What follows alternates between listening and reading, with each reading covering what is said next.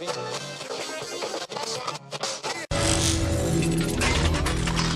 Check Radio.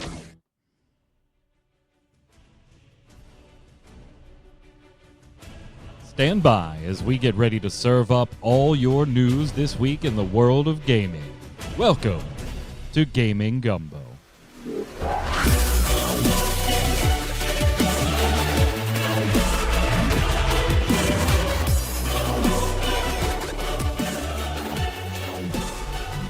Konnichiwa, Internet, and welcome. It's Saturday at 7 p.m. Eastern. Oh my God! Really? Yeah, really? I had to. I even cut the music early just to do it. It's Saturday at 7 p.m. Eastern. That means here on Ready Check Radio, it's time for Gaming Gumbo, your weekly gaming wrap-up podcast. I'm your host, Mike Byrne, a.k.a. Magic Man, and this is episode 117. We're doing the show live. If you've no idea why we greeted you in Japanese, you're just going to have to be here for the pre-show. Show up early, twitch.tv/ReadyCheckRadio, hang out. We got chat standing by, ready to chime in on a bunch of stuff. If you're watching on YouTube, listening on Audible, Spotify, any of those things, thank you so much. While you're there, give it a like, a subscribe, turn on those notifications, thumbs up, all that good stuff that feeds the algorithm. But most importantly, tell a friend. If you like what we do here, bring them on over. Come and hang out. Joining me today to talk all kinds of expensive stuff, Mr. Troy Blackburn. What's up, sir? I remember to turn my lights on before the show started this time 2 weeks ago. So I had we to didn't get have up the in the middle sun, of the show yeah. and cut my lights on. I was like, man, it's getting dark outside. Yeah. It's almost like summer's over or something. The sun set on Troy mid-show. I cut away to Dom and saw Troy leave, and I was like, I know what he's doing. Yep, it was getting dark. Good to see you, my friend. Also on the line, resident artist of Ready Check Radio, Yad. What's up, boss? Have my lights on. Do you want to say hello in Chinese, since that was part of our discussion as well? No, we're going to skip it? Okay. Yeah, we didn't get to that part, but my brain actually shifts gears when I switch languages. Oh, really? Yeah, so I actually get a little frustrated when I talk to my mom and she's asking me what the heck is going on in an English movie. Really? So that's interesting. Yes. Like before show, we were talking about I'm in the process of learning Japanese. That's where all this stemmed from. But so then let me ask you, like, when you were raised, were mom and dad like in the house? Did you speak Chinese? And for you, it was Cantonese, but it was like in the house, it's Cantonese. Out of the house can be English. Yeah, when I talk to my parents, when I talk to the previous generation of my aunts and uncles and stuff like that, I speak in Cantonese. When I speak to my cousins, when my brother was alive, I speak to him. When I speak to everybody else, it's in English. But my internal dialogue literally changes when I speak in Cantonese. Oh, okay. So like once you start that mode, it's like you have to stay in that mode. Because I have heard like Japanese speakers in other languages, but right now Japanese, right? Where like they speak both English and Japanese and maybe some other languages, and they just like flow in between them. Like there'll be like American English sentences in the middle of the conversation, and I'm like, my brain would have to focus so hard right now to do that. I could not just like start rattling off two sentences in Japanese and then be like, oh yeah, it's over there, and then right back to Japanese. That's the problem with me, is that internally I would have to shift gears and my brain switches languages and the subtitles changed my thought pattern. Anyway, let's talk about gaming. I guess we'll start with this PlayStation 5 Pro. So the PlayStation 5 Pro was officially released this past week. We knew it was coming. We had rumors about it for months now that we've talked about on this show. But it is official. Sony unveiled it on a tech stream. It features an upgraded GPU. So with the PlayStation 5 Pro, the GPU has about 67, and these are all their stats, right? Like these would be under the ideal conditions. You take it for what it's worth. It's like when NVIDIA advertises the latest graphics card, right? It's 200 times the power, Troy. All right, I'm getting 80. Well, we said up to 200 times the power. Up to. So they're advertising it as 67% more compute units than the current PS5 console, 28% faster memory, which will enable up to 45% faster rendering for gameplay, making the console run smoother. advanced ray tracing tools, AI-driven upscaling tools, so with the feature that they call PlayStation Spectral Super Resolution, an AI-driven upscaling that uses a machine learning-based technology to provide super sharp image clarity by adding an extraordinary amount of detail. AKA, it's trying to upgrade visuals on the fly so that there doesn't need to be a new version of something. It can just upgrade what is already there when it comes to textures and things like that. Yeah. Okay. We all knew it was coming. They did it with the PlayStation 4. Right. I mean, the moment they released the PlayStation 5. Yeah, it was when's the Pro, coming. right? Yeah. Mhm. I mean, I think we all talked about this. When's the Pro coming out? So yeah. Ain't do The nothing form about that factor butt-ass is- Gen 2 CPU, though. Yeah, no CPU change. No CPU change. Uh-huh. Form Yeah, factor, that's what I was going to say. It's the same CPU, same CPU. form factor, and here, I'll pull up the trailer so that you can see it. The form factor, it's the same. In fact, it is the same height. It is the same width as the original PlayStation 5. They have added some diagonal slashes across the white body portion. A few extra slashes that aren't there on the original, but as far as the form factor, it is the exact height and width of the PlayStation 5. So no slimmed down model, and no, it's not a bigger, chunkier model either. If you have a PlayStation 5, it's that big. It's that big. Yeah. So, I mean, it does what... Hey, I know, again, Troy, you're not huge into consoles there, but have you ever bought, Yod, like any of the Pro versions, PS4 Pro or the upgraded Xbox mid-series or anything like that?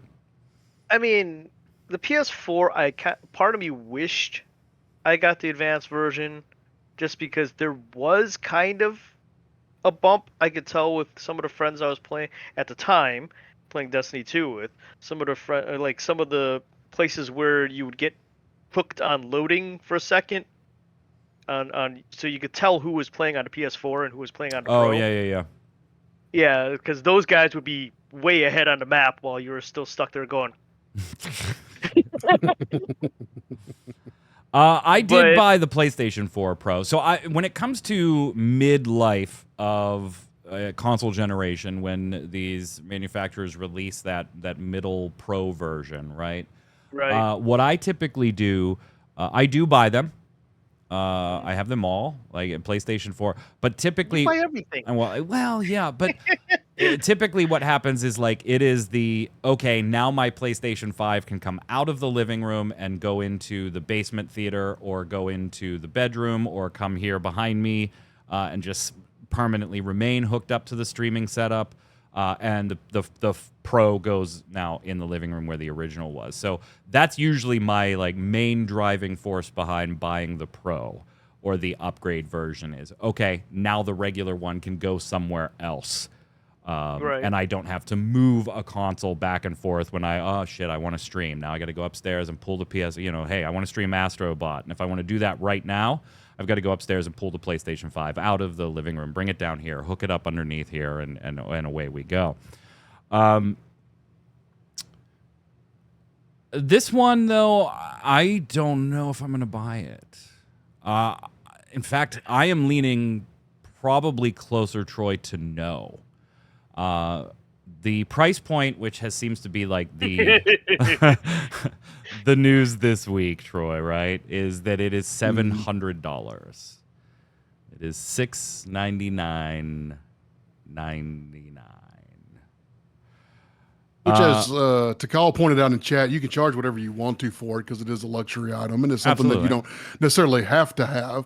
But at the same time, that's but you also want to sell them. Right, like you're not building them just so that you can say you have a luxury item. You want to move units. So I don't think the pushback on the price is just something that you can just brush off as it's a luxury item. Don't buy it. From a consumer side, yeah, you can absolutely just say don't buy it. Go buy a PlayStation 5. They also. But from a Sony side of business, they do want to move units. If there is a huge pushback to the price, that's going to be a problem. Now, we also have Tetro in chat, Troy, pointing out that maybe there's, to a certain extent, the consumers, us, we did this to ourselves with how well the units of the original PlayStation 5 moved at those higher price points when it came to scalpers. I think there's a bit of a different argument to be made there. You're talking about a new console generation and people wanting to get in on that on day one, particularly around the holidays. So I wouldn't exactly call those apt and fair comparisons, but...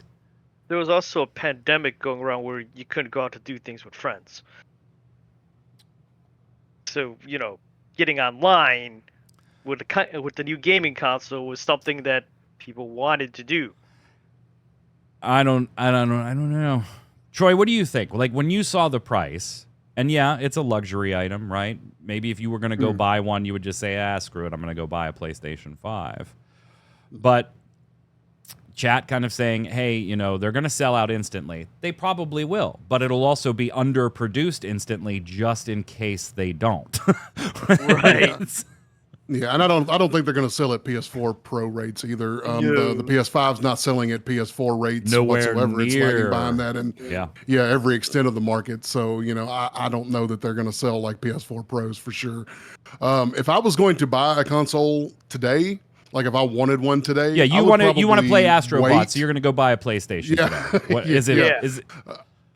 I would probably wait for the Pro at this point, but if I owned a PS5, I don't see a lot of reason to spend another $700 for a 40 up to 40 something percent, speed upgrade on things where, and one of the articles that we read about this, it talked about how, everything's got good looking graphics nowadays. Maybe it doesn't run at 60 frames per second on a console, but everything looks good. Everything runs at a key target of 30 frames per second. Not everything, but most things do. And everything has good looking graphics nowadays. How much more, better are the graphics going to look? They're going to look a little smoother, yeah. But are your games really going to look that much better? No, not for $700. No, they're not. And to reference back to that, yes, we do know now as well. Information this week came out showing that the PlayStation 5 itself is lagging behind substantially when it comes to PlayStation 4 sales, Yad. Right. Mm-hmm. I mean, personally, I think part of that is the price point. Because at this point in time, you're paying that much for a console that you're going to have to pay X amount again to upgrade the entire thing when the next generation comes out. Or you can invest in one of these machines where it's playing about the same games. You have higher frame rates. You can control if you want to dump more money into a graphics card or whatnot. These days it is. I haven't really turned on my PS5. To get a comparable just GPU compared to what the PlayStation 5 Pro can do, you are going to spend between $400 and $500. And that's just on your GPU. You're investing in more of a long-term situation. Get the fuck out of here. You're buying a gaming computer. I always hate this. So here's the thing that I have with it. And we haven't even mentioned this, right? $700, that is off the top, maybe a little too rich for me, even being the nut that I am. That is a little bit more on the. If you would have come out and said 600, I would have probably been in right away. But there's two key caveats that we have not mentioned to this. One of them to me is a key caveat, Troy. The other one I personally don't really care about, but I can see why it bothers others. The stand to put this thing vertical is sold separately in the Pro version, and they don't have the disk drive.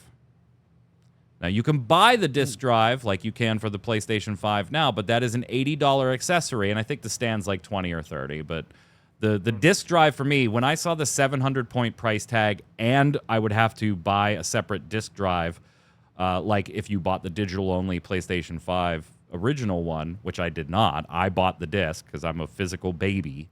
And I understand that there's eventually going to come a time where I can't get a system with a disk drive. I know that is coming. I told all of you as much as I could when Xbox and PlayStation launched this generation, if you want future consoles to have disk drives, buy the one with the disk drive. Because this is going to be the console generation that all these companies use to say, Troy, The non-disc drive version outsold 3-1. Why are we making a disc drive version anymore? That's going to be. And so as soon as I saw that, I was like, no, I'm out, because now I'm at an $800 price point, and I just cannot. I couldn't justify $700. I certainly can't justify $800. So I think I'm going to be out on this one. What's funny is I had a hard time letting go of including disk drives on my computer builds too, until cases started coming to where you couldn't add a disk drive into them, and I was like, well, I guess that I'm just an old dinosaur and I don't need this disk drive no more, because everything comes on USB. If you need a physical version of it, it comes on a USB flash drive like Windows and stuff like that.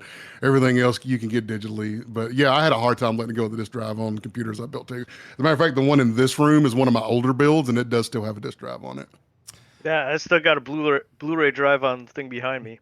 To Cal saying I'm likely to get one. I care about power when it comes to PC consoles, but I'm the guy that spends $1,200 on a GPU.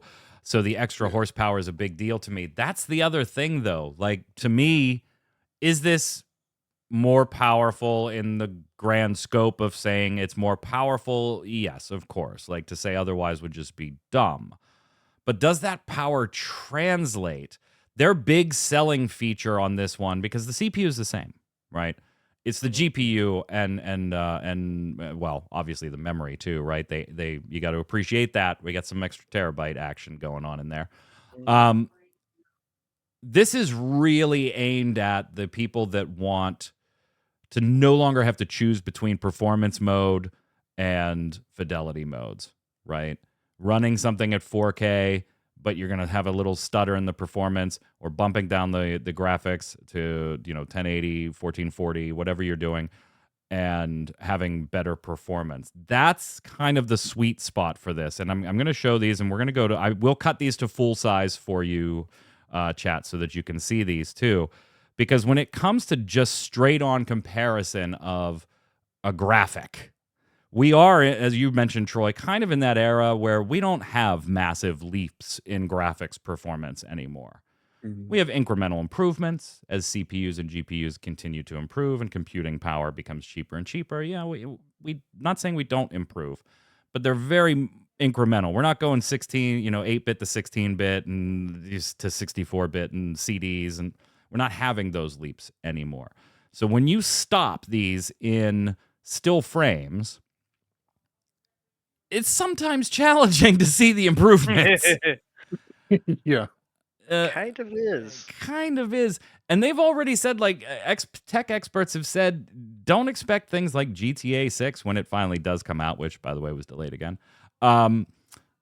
Don't expect that to run at 4K 60 frames per second. They're not building that game to run. The GTA games always have so much shit going on in the background that they really just aim to get that thing at a steady 30. Like, can we get this thing to stay at 30, please? So they're not building it that way, so don't expect it to be that. And let me blow this up while you're talking here, Troy, about, whoops, that's the wrong button. That one right there.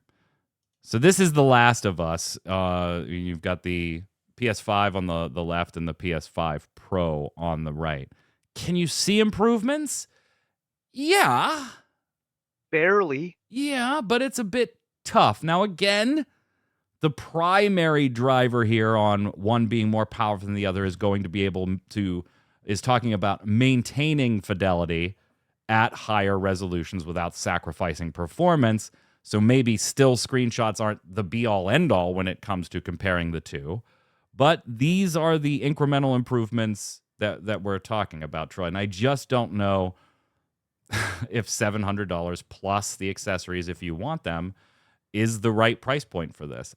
I'm not sold.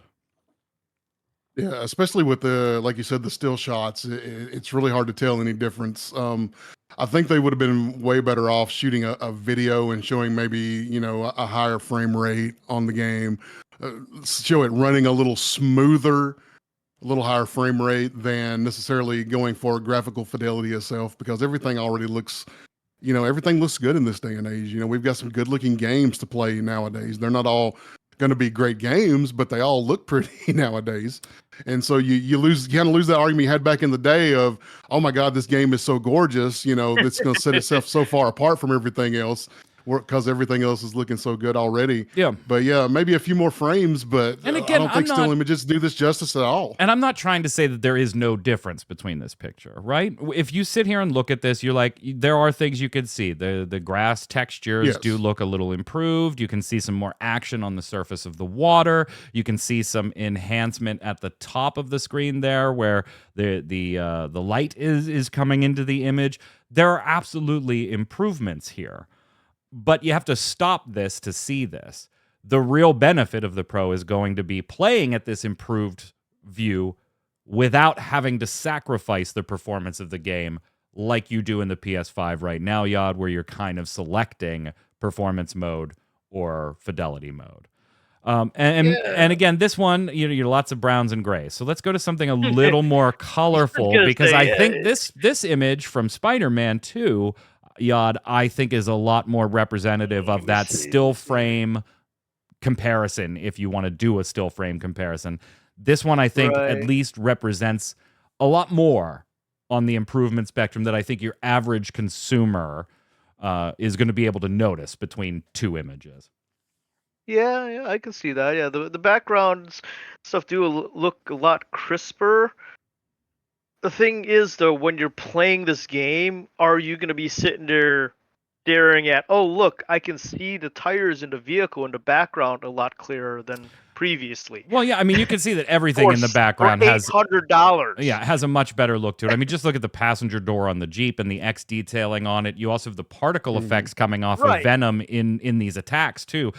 I don't know if that's part of the ability. I haven't played this. If that's part of Venom's ability or if that's dirt kicking up off the ground. I don't know which, but either way, there's a particle effect between Venom and the enemies on the PS5 Pro that you, in between the two, that you cannot see. Well, I guess you can kind of see on the fidelity one. So again, there are improvements here, but even as somebody as nutty as I am when it comes to, all right, it's time to buy that second PlayStation 5, I think I literally would just buy another PlayStation 5 at this point. I probably would sit the Pro out, as sad as I am to say that.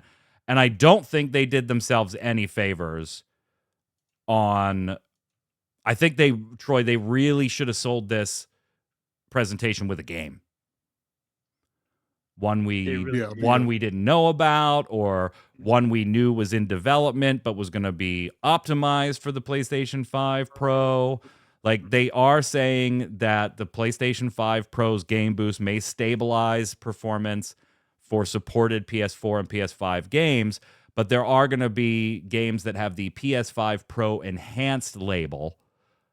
And out of the gate, that's going to be Alan Wake 2, Assassin's Creed Shadows, Demon's Souls, Dragon's Dogma 2, Final Fantasy VII Rebirth, Gran Turismo 7, Hogwarts Legacy, Horizon Forbidden West, Marvel Spider-Man 2, Ratchet & Clank Rift Apart, The Crew Motorfest, The First Descendant, which is a free-to-play game, and The Last of Us Part 2 Remastered. I don't think they did themselves any favors coming out and saying, hey, we got this $700 piece of hardware, Troy, it's going to improve. And by the way, everything that it's going to improve is stuff that you've already played for a while now. We don't have a take a look at this moment.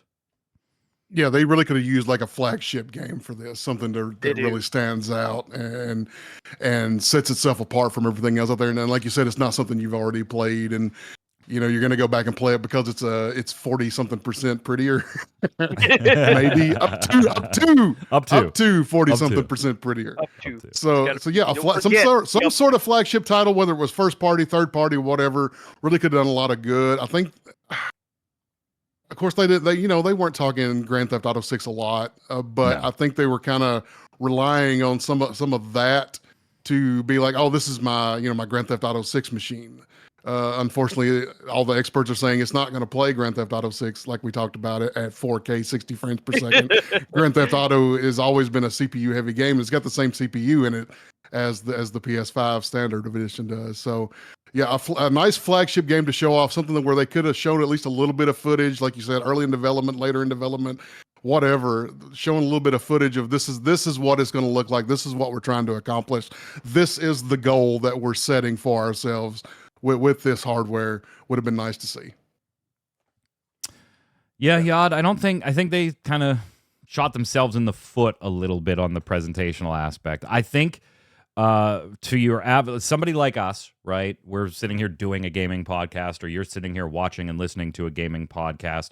We're going to be the ones to pull up the screenshots and say, okay, you know, oh, let me look at this. Okay, that does look better in this regard, and then okay, this runs better, and we're dissecting. Yeah, we're going to pull it apart because that's what we like to do. But, you know, mom and teenage kid out at the store, oh, this does so much better. Show me it does so much better. Well, this is all I got. Well, those look the same to me. I'm buying the $500 one.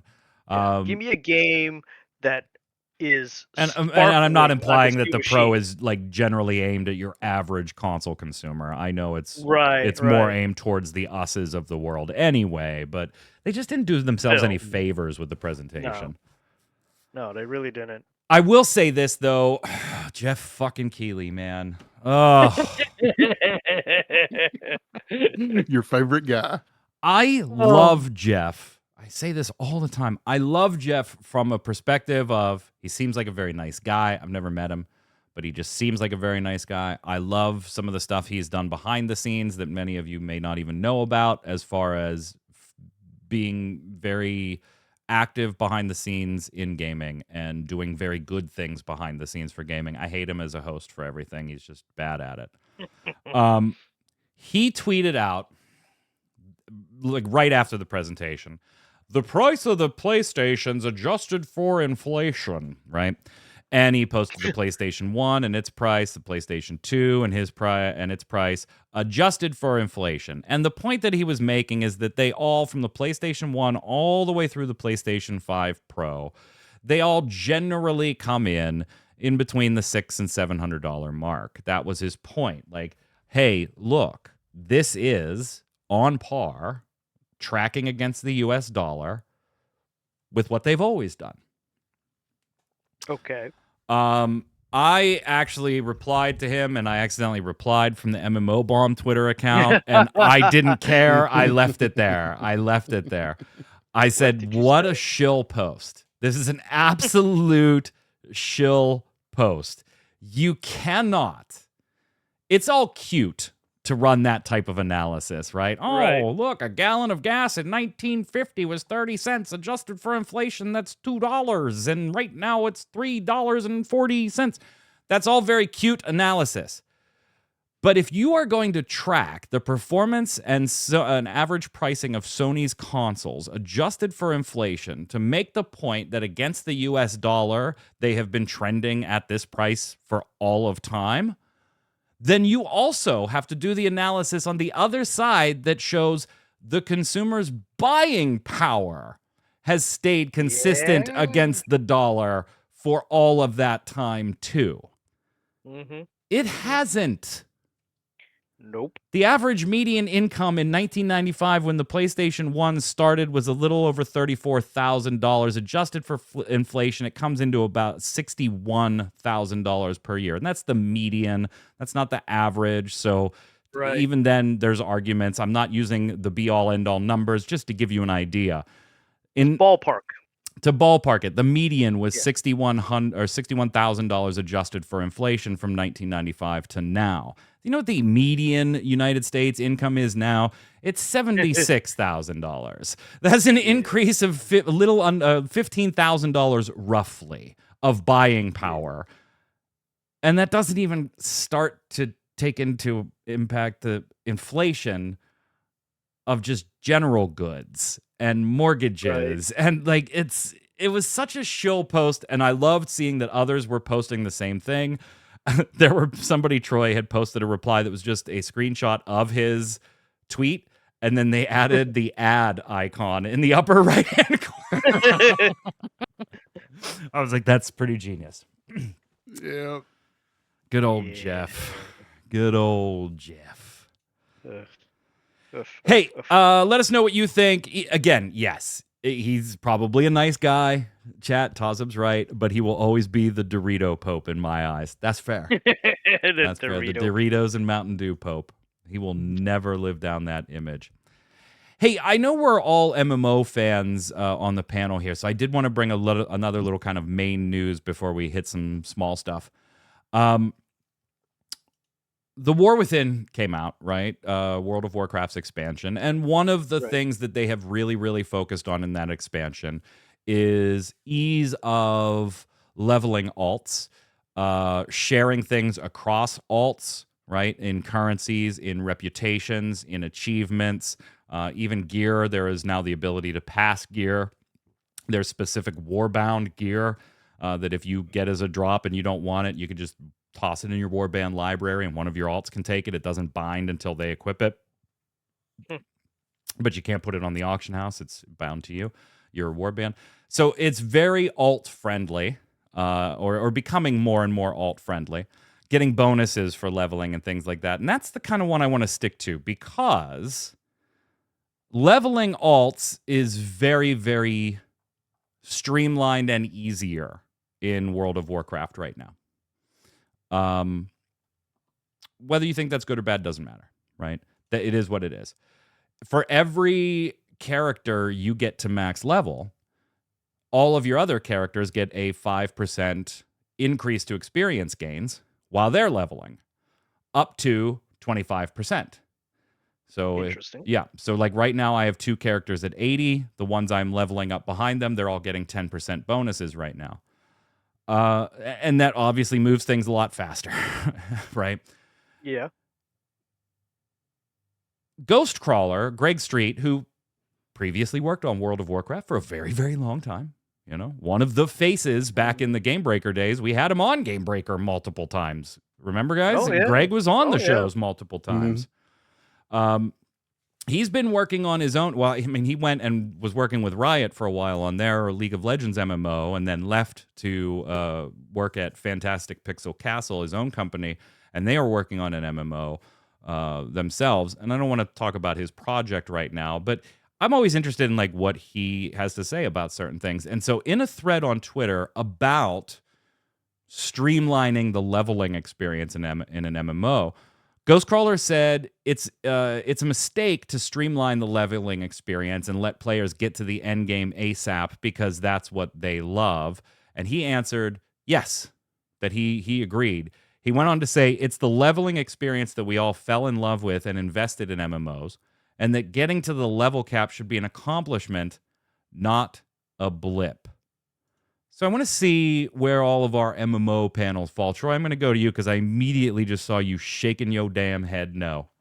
Mm-hmm. Yeah, I'm going to disagree pretty strongly with that sentiment. It was not the leveling that I fell in love with and what made me invest all my time in MMOs. It was the people that I had to play with and the people that I met in the game, and a lot of that came from the end game activities, the PvP, the raiding, things like that. That's the stuff that got me into the bigger guilds where I met more people and invested most of my time in the game was spent in that type of stuff, not the leveling process. The leveling process after the first time was just an annoyance you had to go through to get your next class you wanted to try in the end game to the end game. So I love something like Guild Wars 2, where all the achievements are shared, all the masteries are shared, the way WoW's doing it now with the streamlined leveling and more things shared on your other characters. Because after you run through it for the first time, the second time through, you're just trying to get to the end game. That's what you want. You're probably, for most people, not leveling again because you love the leveling experience so much.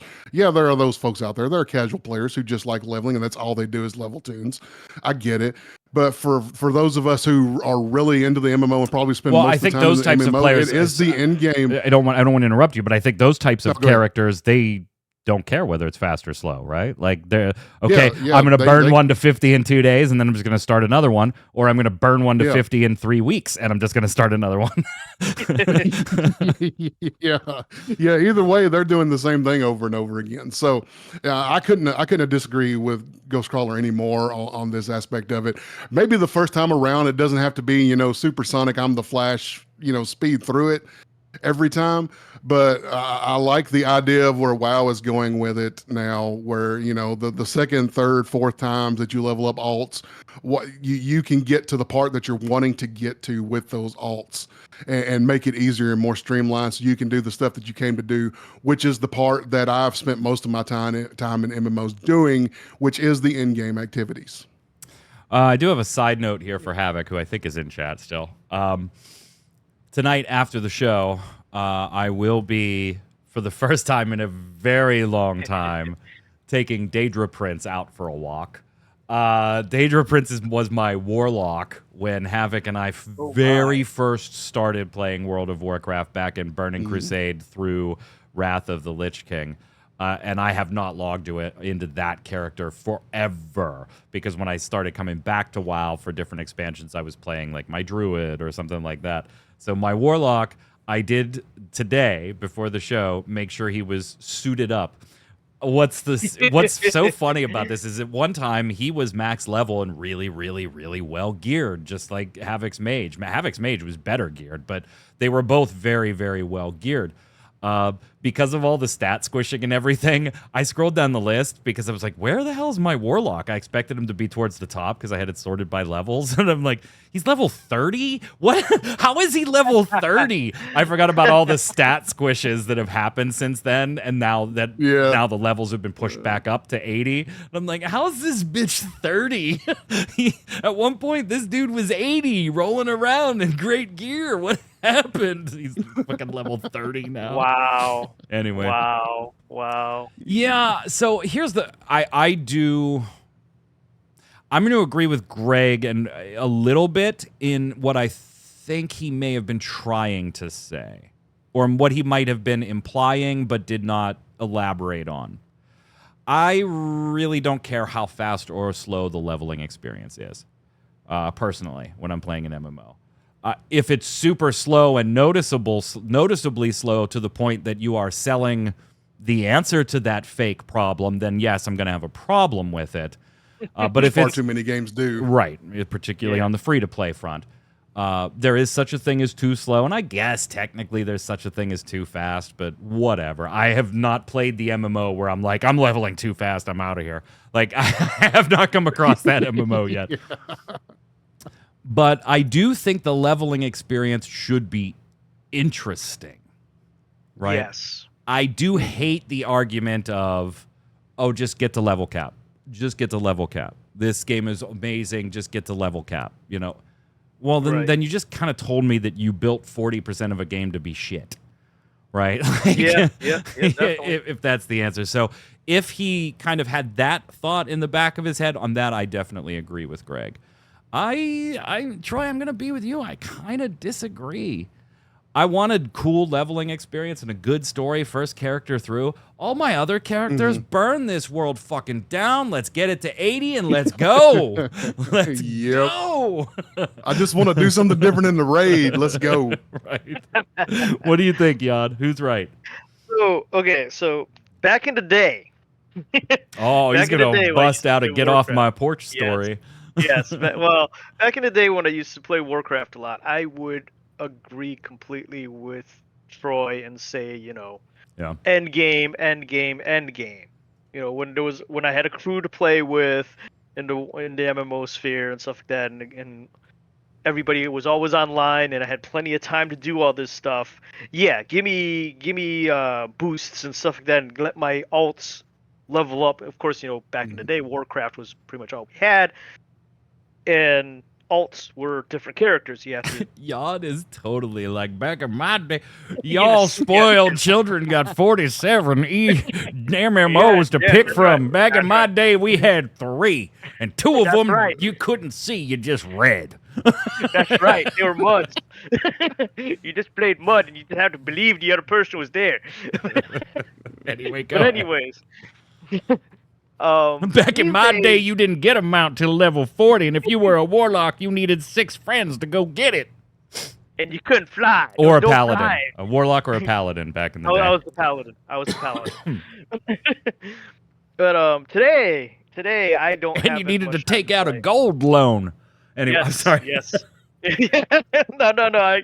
I remember those days. But anyways, today the only thing I'm playing is Final Fantasy, really, and well, playing by yourself, most people, because it's an MMO that you're playing by yourself, Yeah. essentially, a lot of times. So taking my time, leveling, and once again, I'm playing two character classes at the same time. Mm. So I'm dual leveling them throughout the story, and it didn't feel grindy. It wasn't super fast. It was just right. So if you level it along with the story and you pace it correctly, I'm cool with that. I don't need it super fast. Yeah.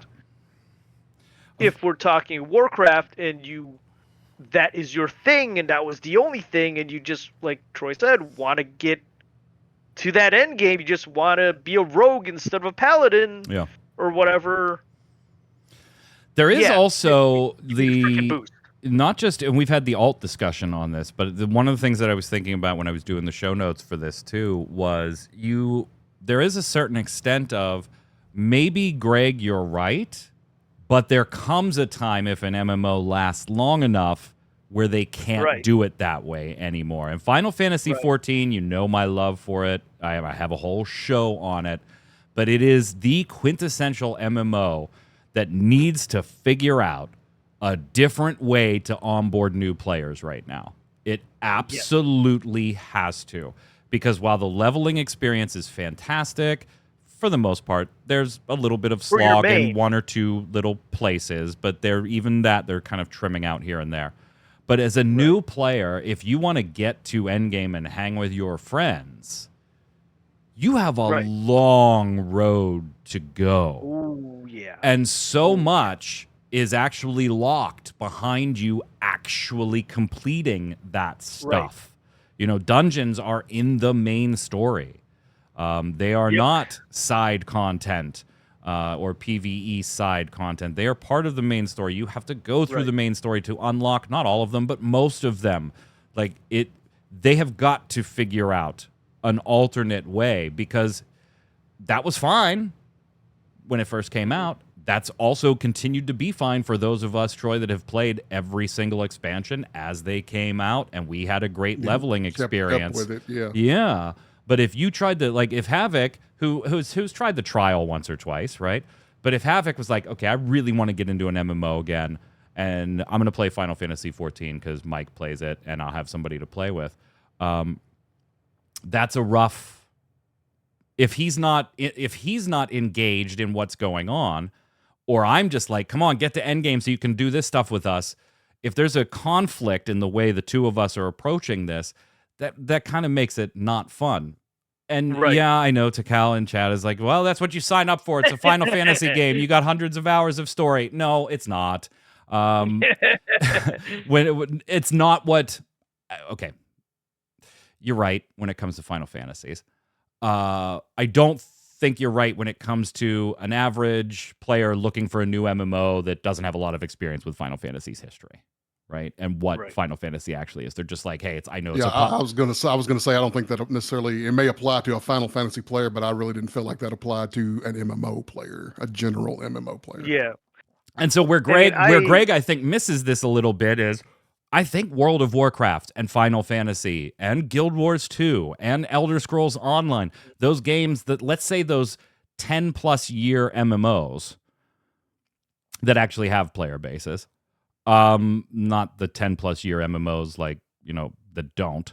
Blade and Soul and Arcade, and guess Arcade doesn't have any player base anymore in the West.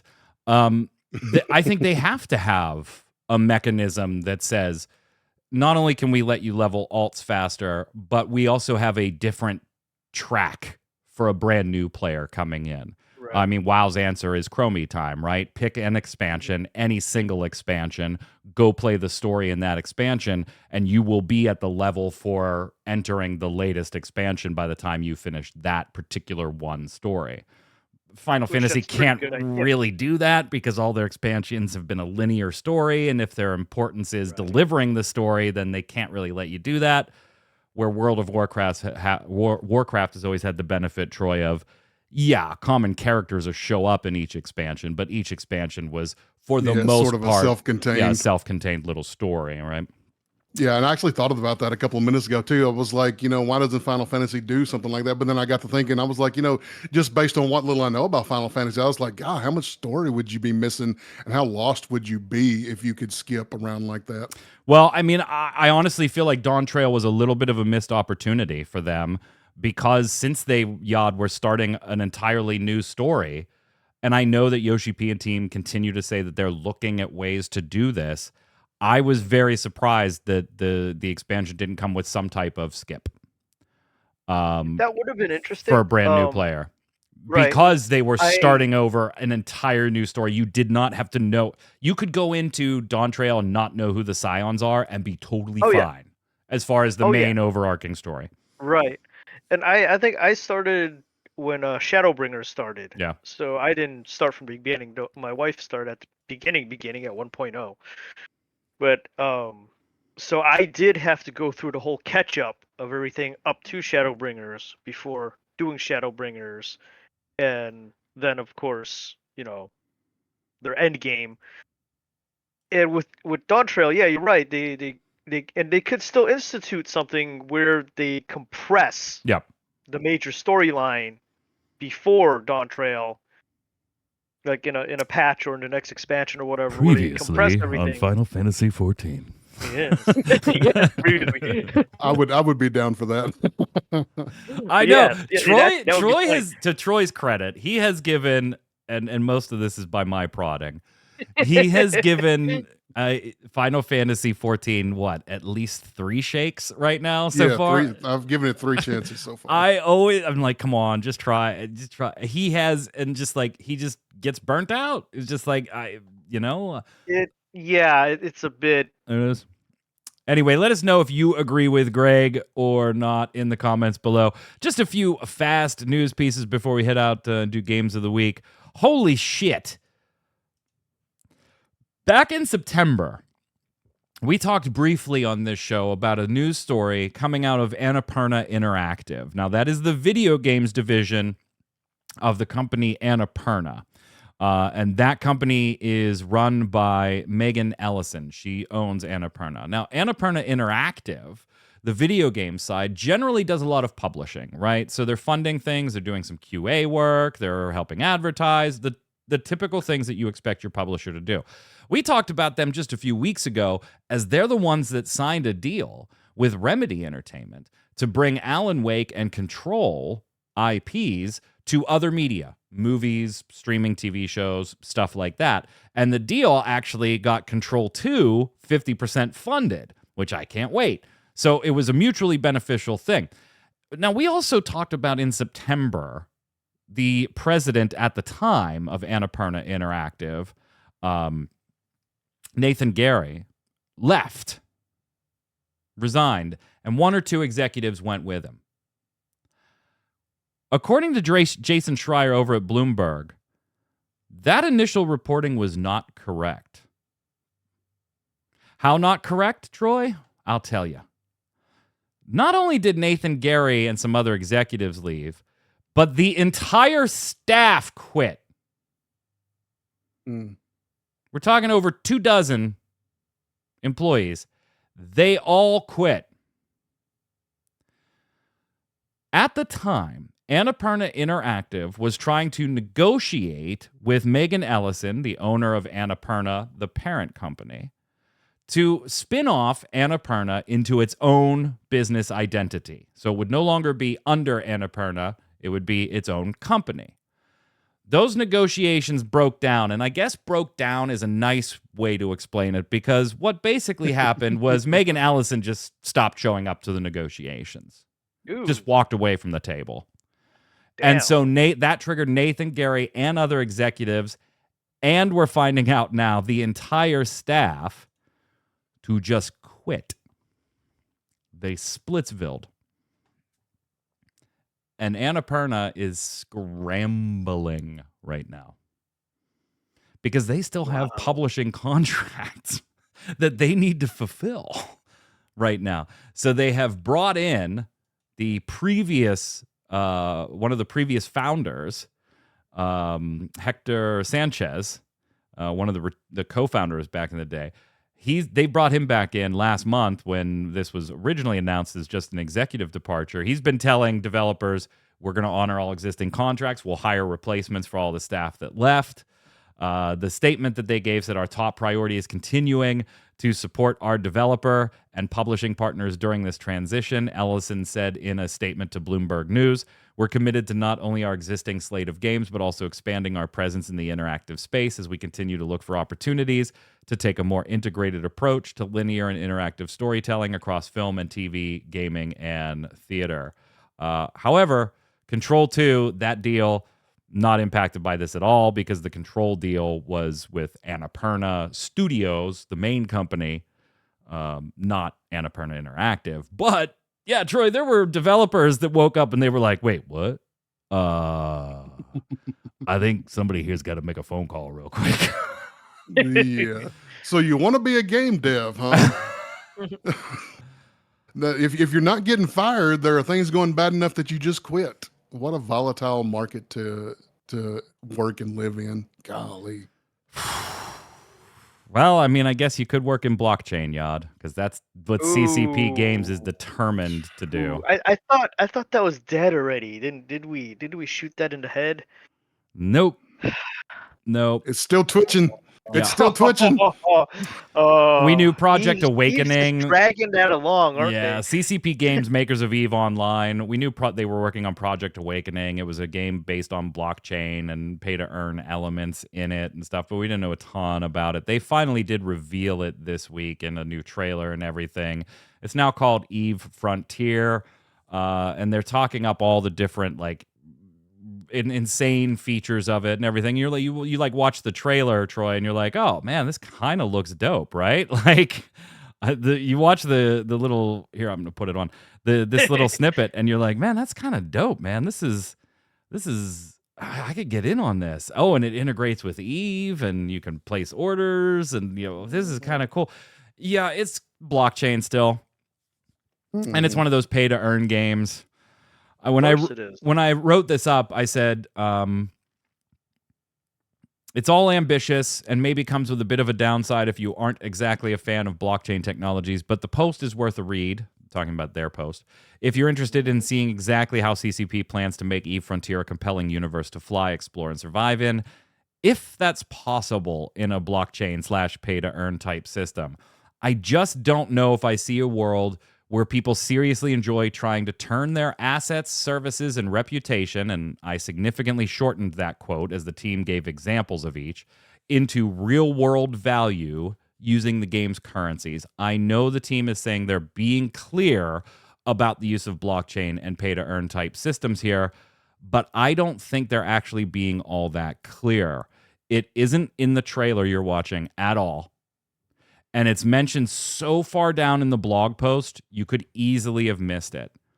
And there's a reason games don't usually advertise in bold letters that their game is blockchain or pay to earn, because so far players don't want that. The games are usually dominated by players trying to use the systems to make a buck.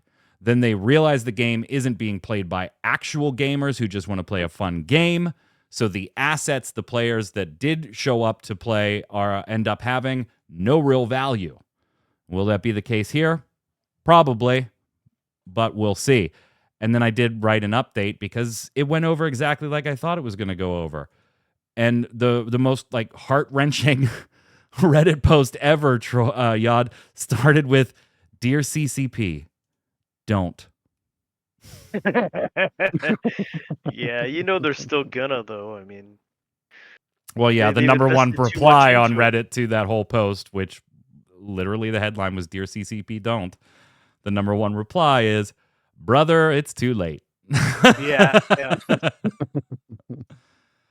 Oh, man. Man. They've gone whole hog into there, and there's no coming back. And that sucks because a survival sandbox space game from them. I know. When I first read the announcement, right? I was like, oh, now hold on. Like, I can't get into the MMO, but maybe a survival sandbox type space game. Maybe I could get into that. Maybe. But no. But now I've lost. I don't have no interest whatsoever. I've got zero interest in playing, trying, looking at, reviewing a blockchain game whatsoever. Yeah. Hey Yod, remember when Ubisoft all of a sudden shut down the original crew and people were like, "Da fuck." Like, A little bit, where's yeah. my offline mode? And they said, oh, go Yeah. play the crew too. And they were like, that doesn't have an offline mode either. Like, you're just going to shut that down, Ubisoft? Yep. Well, maybe, right? I mean, they have the crew Motorfest? Yeah, that they have too. So they have the crew 2 and the crew Motorfest. I'm bringing this up to you just as a kind of a public service announcement, but I never bought the crew 2. And I did yesterday because it's on sale now. It's normally $50 still. It's on sale right now for $1 on Steam. $1. Hey, I had enough fun in the first crew to pay $1 for it. That was me too, Troy. I was like, okay, even if you shut this off, I don't care at that point. Yeah. But they also Right. said, we want to acknowledge that some of you have expressed concerns about access to the crew games because of what they did with the original. Today, we want to express our commitment to the future of the Crew 2 and the Crew Motorfest. We are actively exploring different solutions for the future, which will include an offline mode if the game ever went offline at some point. So right now, until the 24th, September 24th, you can head to Steam and pick up the Crew for $1. And I couldn't help but think I'd buy that for $1. Because I did. Showing your age there. Man, there ain't no such thing Nothing as wrong showing with RoboCop age when you're talking references. about Robo. Exactly. Yeah, My right. man. Look at this. I mean, this is going to be horrible. This is going to be so bad. But. Oh, yes. But. I mean, the original wasn't that amazing. Hey, man, my Carmen Sandiego NES game came with an encyclopedia. It literally came with an encyclopedia book. It was amazing. Shut up. And I want Rockapella to do the soundtrack, right? Like, they have to. Do it, Rockapella. You guys don't like Carmen Sandiego? Come on. I remember the original cartoon. You don't remember the was game show? fun. I did not play the game. No, I'm talking about the game show.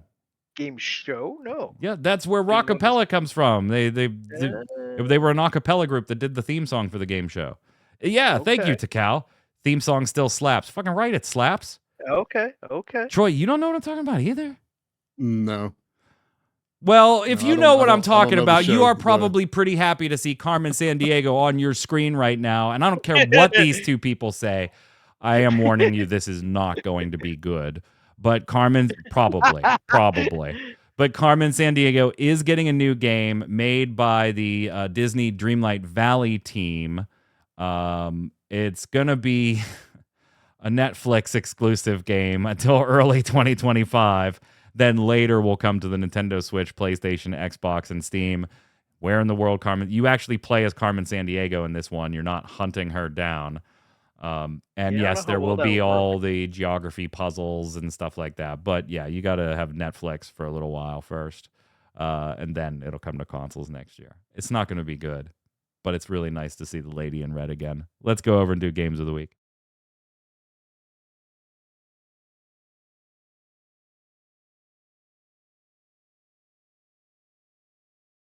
Carmen Sandiego, knowing sons of bitches. Games of the week is the way we end every episode of Gaming Gumbo here. It's where I get, or each of us is going to give, I almost gave the Relic Grind outro. It's where each of us is going to recommend a game. Could be a video game, board game, card game, mobile game, something we're playing, have played in the past, or haven't played, but think you should check out. And you let us know in the comments below who gave the best recommendation while recommending one of your own. Yod, we're going to go to you first. The only thing I've been playing is Dawn Trail. I got the credits to roll. It was a fun traveling little adventure. So go play some Dawn Trail. Troy. I was setting up for board game night tonight before the show started, so I forgot to bring the box that I was going to bring. So I'm just going to recommend a video game that I've been playing. I've been playing Guild Wars 2, the Janther Wilds expansion.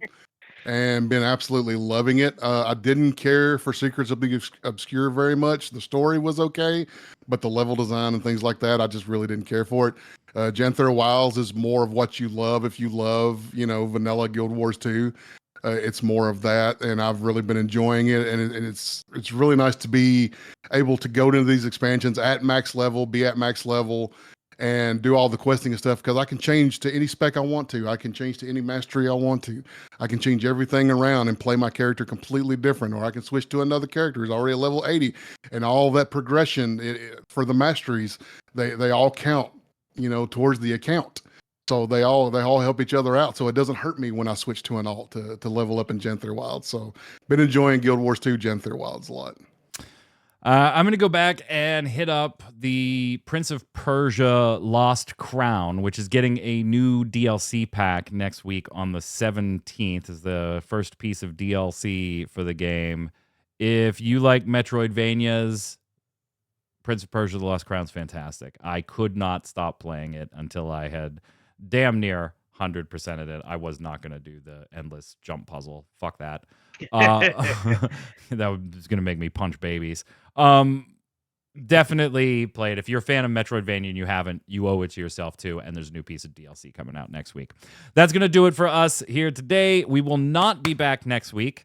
I will be, hopefully on Saturday, I will be playing in Final Fantasy's Nats. But to do that, Friday, I got to qualify at the Last Chance qualifier in LA. So I'll be gone Thursday through Monday. Week off for everybody. The streamers will still be on, though. So thanks for hanging out. We will see you in 2 weeks. Until then, Yod, where can everybody find you? Still working on webcomic, otakudomecomic.com. I'll update when I have more stuff. Been working on other stuff. Yod Artworks on all the socials and on Redbubble, where you can buy stuff. And whenever we do this show again here on Ready Check Radio. Troy. You can just follow me on Twitter. It'll always be Twitter at NewFridge. Thank you.